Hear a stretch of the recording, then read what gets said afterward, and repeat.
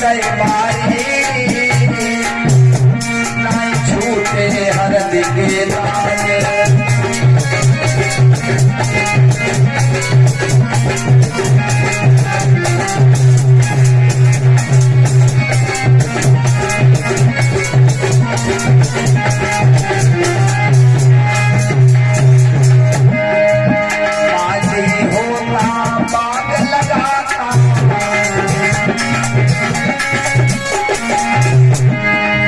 रोस रोस पलकुआ खुदाना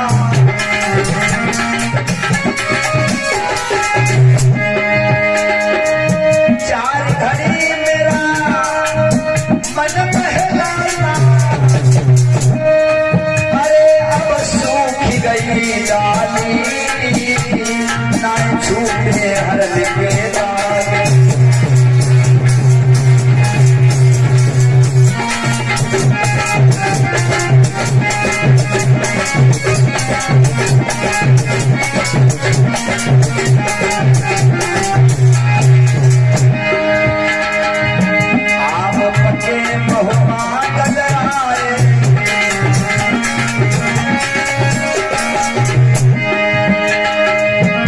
कच्चे निबुआ रस भैया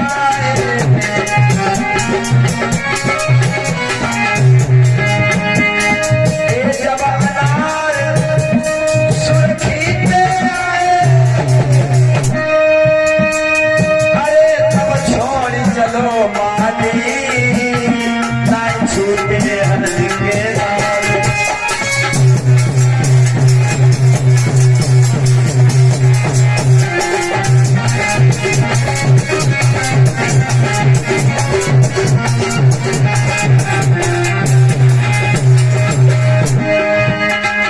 तो मैं विपदा की मारी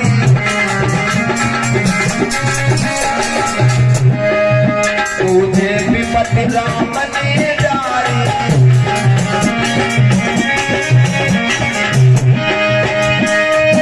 तीजे पति तक्षक ने दसलते चौथे मेरी भाई गोद खाली ना छूटे हरद के दाने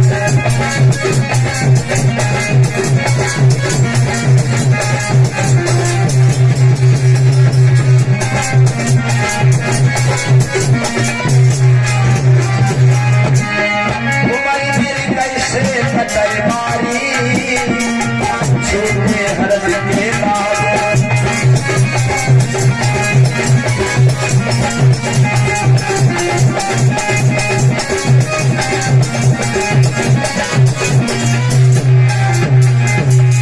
इधर नवरते रो रही हैं, बिल खा रही हैं। उधर गुरु धन्वंतरी जी महाराज संदेश पाकर 1400 चेलों के संग में चले।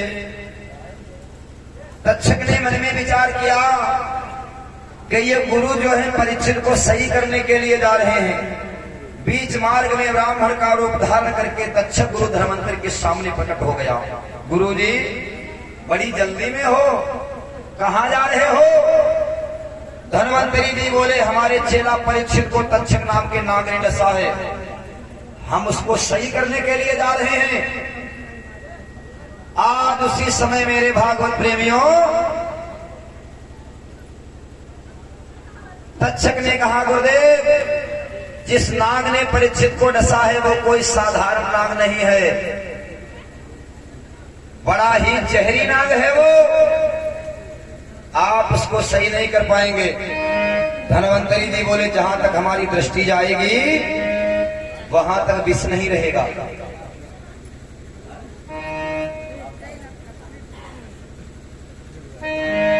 वहां तक विष नहीं रहेगा। तक्षक बोला गुरुदेव फिर मैं ही वो नाग हूं जिसने परीक्षित को डसा है, पहले आप हमें परास्त करो, उसके बाद में जाकर के परीक्षित को सही करो। दोनों में शर्त लग गई। शर्त क्या लगी है? सामने एक विशाल बरगद का वृक्ष था। तक्षक बोला एक पुरस्कार में मैं इस वृक्ष को सुखा दूंगा अभी, और अगर आप इसको हरा भरा कर दोगे तो मैं अपनी हार मान लूंगा। तक्षक ने जैसे उस वृक्ष के ऊपर फुसकार मारी, वृक्ष ही नहीं मंडल बेहाल हुआ, पर धनवंतरी की नजरों से वो हरा भरा तत्काल हुआ। तक्षक ने पुचकार मारी, वृक्ष सूख गया और धनवंतरी जी ने जो ही दृष्टि डाली उस वृक्ष के ऊपर, वृक्ष पुनः हरा भरा हो गया। तक्षक ने विचार किया अगर ये महात्मा वहां पहुंच गया तब तो परीक्षित अवश्य जीवित हो जाएगा। बीच मार्ग में सुंदर सा सोटा का रूप धारण करके तक्षक लेट गया। चेलों ने देखा तो झगड़ा करने लगे। धनवंतरी जी ने उस सोटे को छीन कर बगल में दबा लिया। तक्षक ने क्या किया, नाग स्वरूप धारण करके धनवंतरी जी महाराज जी को पीठ में डस लिया।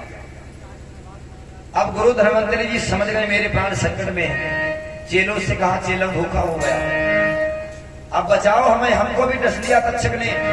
चेला बोले क्या करें गुरु जी, दाबो हमें मांद के भीतर,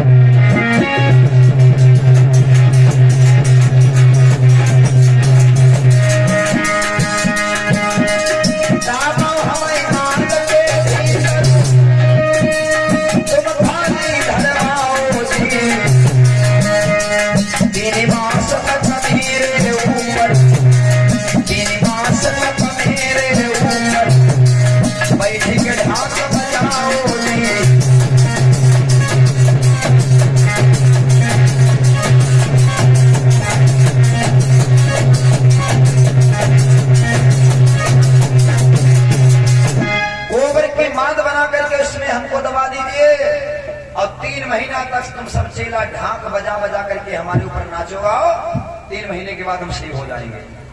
चेलों ने यही किया, गोबर की माद बना करके गुरु धनवंतर जी को उसमें दबा दिया और उसके ऊपर ढाक बजा बजा करके नाचने लगे। अच्छा आया कि चेलों ने क्या नाटक मचा रखा है, ये चेलों क्या हो रहा है ये सब।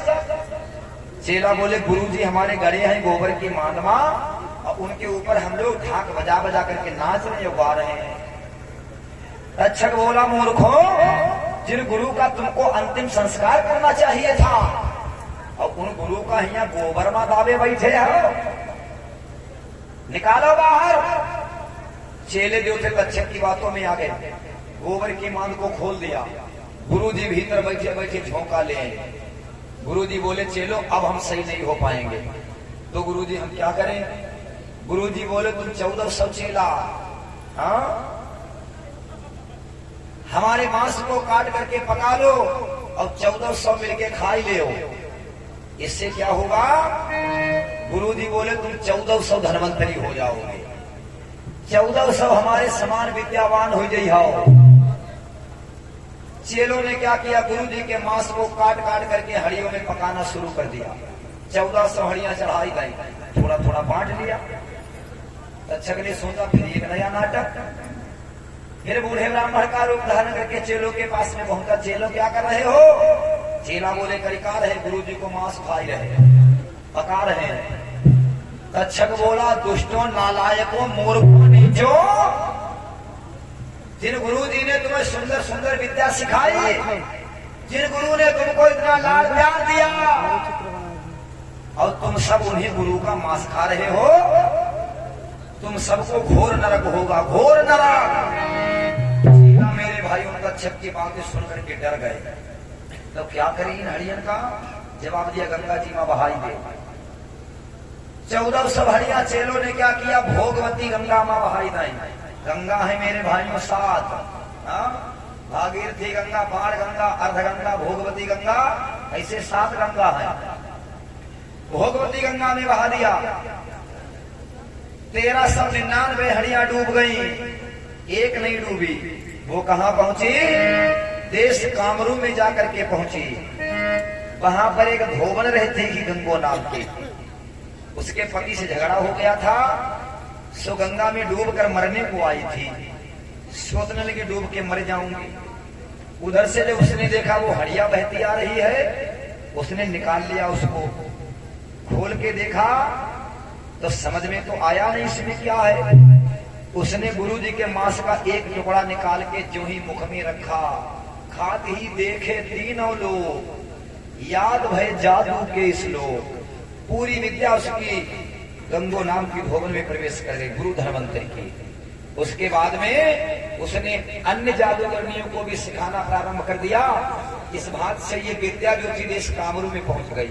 इधर नवल दे रास्ता देखें, सपनों देखो नवल दे औलिए भ्रात गुरु खाए, चेलन ने तन राध के हरिया दई बहा। सपना देखा कि अब तो गुरुजी भी नहीं रहे। चंदन की चिता सजाई गई, सती होने के लिए नवल दे गई। उसी समय आकाशवाणी हुई, बिटिया तेरे 3 मास को गर्भ पाप लगे भारी, पतिसंग सती मति हो गए नाग कुमारी। इस समय तेरे उदर में गर्भ पल रहा है, सती हो गई तो महापाप होगा। आज सूत जी कहते हैं, ऋषियों ज्यों ही राजा परीक्षित का गंगा के किनारे अंतिम संस्कार किया गया, जितनी भी देवता थे सब प्रकट भये, सशरीर सभी देवता प्रकट भये और स्वयं भगवान श्री हरि भी परीक्षित जी महाराज जी के इस पावन प्रसंग में प्रकट भये। सूत जी बोले, ऋषियों मैंने अपनी आंखों से देखा था, सब देवता शरीर धर के प्रकटे और स्वयं भगवान भी प्रकटे। परीक्षित जी महाराज जी के शरीर से जब आत्मा मुक्त भई तो वो आत्मा जाकर के स्वयं भगवान में समाहित हो गई। परीक्षित जी जाके भगवान में समाई गए और भगवान में समा करके परीक्षित स्वयं मेरे भाइयों परमात्मा स्वरूप हो गए। हेरत हेरत हे सखी रहा कबीर हेराए, और बूंद समानी समद में सो कत हेरी जाए। समुद्र से एक बूंद जल निकाल लिया जाए तो वो बूंद हो जाती है, और वो बूंद फिर से समुद्र में मिलाई दी जाए तो बूंद नहीं रहती, वो समुद्र हो जाती। ऐसे ही हम और आप परमात्मा है मेरे भाइयों समुद्र, और हम सभी लोग परमात्मा रूपी सागर से निकली भई बूंदें हो। और जब बूंद समाई गई सागर में तो बूंद नहीं रही, वो बूंद सागर हो गई, सागर हुई गई। भगवान में समाई के परीक्षित जी महाराज स्वयं मेरे भाइयों परमात्मा स्वरूप हुई गए। 7 दिनों तक भागवत सुनने का सत्कर्म परीक्षित ने किया, स्वयं भागवत सुनी और अन्य लोगों को सुनाई। 7 दिनों के इसी सत्कर्म के बस परीक्षित जी को भगवान की प्राप्ति हो गई।